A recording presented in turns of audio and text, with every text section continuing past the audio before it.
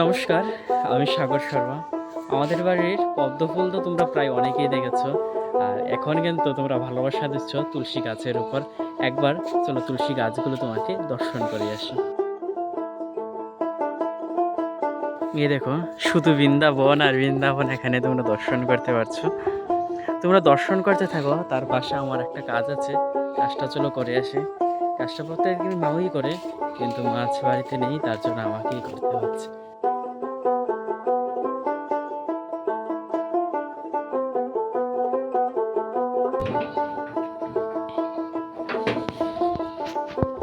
কাজটা কমপ্লিট হয়ে গেছে, এখন তোমাদের কিন্তু সেই শাস্ত্র বৃন্দাবনকে বলে আবার নাকি দর্শন যাদের বাড়িতে করাবো। তুলসী গাছ খুব ছোট অবস্থায় থাকে তখন সে তুলসী গাছ নাকি কুমারী অবস্থায় থাকে, যখন সে তুলসী গাছ বড় এবং ঘন হয়ে যায় তখন সে নাকি অখণ্ড সৌভাগ্যের প্রতীক হয়ে যায়। যখন সে তুলসী গাছগুলো থেকে তুলসী মঞ্জুরি এবং তুলসী পাতা পেরে এনে ভগবানের শ্রীবিগ্রহের চরণে অর্পণ করি তখন সত্যি মনটা খুবই ভালো লাগে।